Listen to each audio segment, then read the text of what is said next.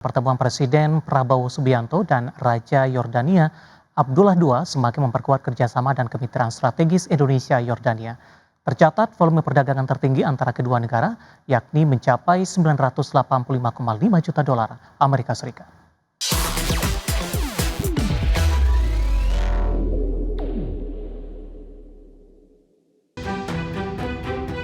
Rekam jejak perdagangan Indonesia dengan Yordania tercatat memiliki kinerja ekspor dan impor secara positif dalam 10 tahun terakhir. Perdagangan antar kedua negara terus dalam posisi tren meningkat. Tahun 2023 merupakan catatan sejarah dengan rekor nilai ekspor tertinggi. Berdasarkan catatan Badan Pusat Statistik, perdagangan antara Indonesia dan Yordania terus meningkat setiap tahunnya. Pada tahun 2022, total perdagangan mencapai 984 juta dolar Amerika. Tahun 2023, perdagangan kedua negara meningkat mencapai 985,5 juta dolar Amerika. Tahun 2024, total perdagangan Indonesia dan Yordania sedikit mengalami penurunan mencapai 921,7 juta dolar Amerika. Badan Pusat Statistik juga mencatat Indonesia membukukan ekspor dengan Yordania senilai 722,77 juta dolar Amerika Serikat per Desember 2023. Nilai tersebut naik 21,96% dibandingkan ekspor tahun 2022 yang tercatat senilai 592,63 juta dolar Amerika. Sementara dari total 97 produk yang diekspor ke Yordania, 36 produk Indonesia tercatat bernilai lebih dari 1 miliar dolar Amerika. Selain itu, menurut data Trademap, ke negara ini terdapat 54 produk utama Indonesia yang diekspor setiap tahun. Tercatat terdapat 5 daftar produk utama yang diekspor Indonesia ke Yordania dengan nilai transaksi terbesar. Pertama, produk mutiara alami, batu berharga atau semi mulia, dan logam mulia. Total ekspor produk ini mencapai 574,27 juta dolar Amerika. Kedua, produk kayu dan barang-barang kayu yang nilai ekspor Indonesia ke Yordania mencapai 33,33 juta dolar Amerika. Produk lemak, minyak hewan, dan sayuran nilai ekspor senilai 19,8 juta dolar. Ekspor produk kertas dan paperboard tercatat mencapai 15,97 juta dolar Amerika. Dan yang terakhir, ekspor kendaraan selain kereta api atau tram rolling stock dan suku cadang dan aksesori mencapai 14,86 juta dolar Amerika. Pertemuan bilateral Presiden Prabowo dengan Raja Yordania Abdullah II ini akan semakin memperkuat kerjasama strategis dan semakin memperluas kinerja perdagangan kedua negara. Dari Amman, Yordania, Tim Liputan IDX Channel. Pemerintah Indonesia secara tegas mendesak Uni Eropa untuk mematuhi putusan World Trade Organization atau Organisasi Perdagangan Dunia atau WTO terkait keputusan panel dalam sengketa dagang minyak sawit. Dalam putusan, WTO menyatakan bahwa sawit Indonesia berhak untuk mendapatkan akses pasar di Eropa dan tidak boleh ada terhadap diskriminasi sawit Indonesia. Pemerintah Indonesia mendesak Uni Eropa untuk segera melaksanakan putusan panel Organisasi Perdagangan Dunia atau WTO dalam sengketa dagang minyak sawit atau EU Palm Oil. Desakan Indonesia ini seiring berakhirnya masa implementasi kebijakan yang diberikan kepada blok tersebut, di mana Selasa 24 Februari 2026 menjadi tenggat akhir periode 12 bulan pelaksanaan putusan atau Reasonable Period of Time atau RPT bagi Uni Eropa untuk menyesuaikan aturan yang dinilai melanggar ketentuan WTO. Menteri Perdagangan Budi Santoso menegaskan pemerintah akan terus mencermati dan mengevaluasi langkah-langkah penyesuaian yang dilakukan Uni Eropa, khususnya terkait kebijakan Indirect Land Use Change atau ILUC dalam kerangka Direktif atau Renewable Energy Directive II beserta aturan turunannya.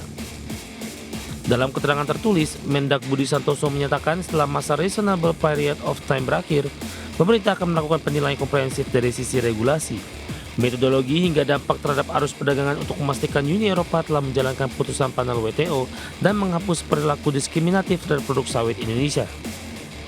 Sebelumnya dalam putusan sengketa DS 593 pada 10 Januari 2025, WTO menyatakan kebijakan Uni Eropa mendiskriminasi biofuel berbasis minyak sawit asal Indonesia dibandingkan biofuel non-sawit produksi Uni Eropa maupun negara lain.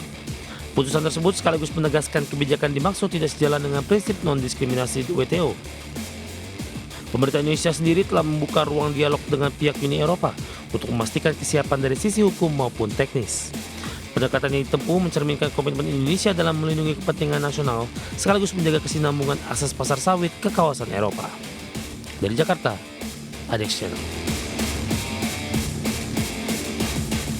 Informasi lain, pemerintah melalui Kementerian Ketenagakerjaan memastikan pemberian tunjangan hari raya bagi para pekerja dapat dibayarkan selambat-lambatnya H-7 Lebaran. Pemerintah akan memberikan sanksi tegas jika ada perusahaan yang tidak membayar THR. Pemerintah melalui Kementerian Ketenagakerjaan memastikan pemberian tunjangan hari raya atau THR dari perusahaan ke pekerja masih mengacu pada regulasi lama, yakni selambat-lambatnya 7 hari sebelum Hari Raya Idul Fitri atau H-7 Lebaran. Menteri Ketenagakerjaan Yasirli memastikan saat ini pihaknya tengah berkoordinasi dengan Kementerian Sekretariat Negara terkait pengumuman surat edaran tentang pelaksanaan pemberian THR bagi pekerja. Menakar menegaskan, pemberian THR merupakan kewajiban yang harus dilaksanakan perusahaan kepada para pekerjanya.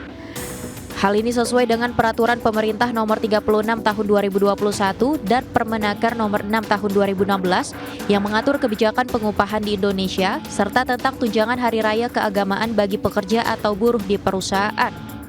Kalau secara wajibnya kan memang H-7. Nanti kita tunggu, kita sedang koordinasi dengan Kementerian Setnek, nanti diumumkan secara bersama nanti. Apakah ada pelaku usaha yang menyatakan keberatan itu Pak peminta THR-nya? Wah, kalau THR kan regulasi, ya. Siapa tahu Pak. Iya, nanti saya doakan semua dapat THR ya. Jika ada perusahaan yang tidak membayar THR, pemerintah akan memberikan sanksi tegas. Jakarta, Ade Firmansyah, IDX Channel. Dalam pidato kenegaraan di hadapan Kongres, Presiden Amerika Serikat Donald Trump secara singkat menguraikan alasan untuk kemungkinan serangan terhadap Iran. Dalam pidatonya, Trump menggarisbawahi dukungan Teheran terhadap kelompok-kelompok militan dan program rudal serta nuklir Iran sebagai ancaman bagi kawasan dan Amerika Serikat. Presiden Amerika Serikat Donald Trump secara singkat menguraikan alasannya untuk kemungkinan serangan terhadap Iran dalam pidato kenegaraannya kepada Kongres pada Selasa 24 Februari 2026. Trump mengatakan ia tidak akan membiarkan Iran memiliki senjata nuklir. Trump hanya sedikit menjelaskan kepada publik Amerika mengapa ia mungkin memimpin Amerika Serikat ke dalam tindakan paling agresifnya terhadap Iran sejak revolusi tahun 1979. Dalam pidatonya, Trump menunjuk pada dukungan Teheran terhadap kelompok-kelompok militan dan program rudal serta nuklir negara itu sebagai ancaman bagi kawasan dan Amerika Serikat. President, I will make peace wherever I can, but I will never hesitate to confront threats to America wherever we must. That's why in a breakthrough operation last June, the United States military obliterated Iran's nuclear weapons program with an attack on Iranian soil known as Operation Midnight Hammer.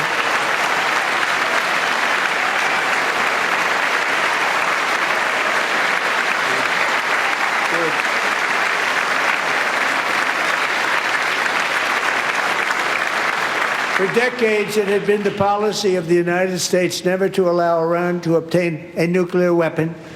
Many decades.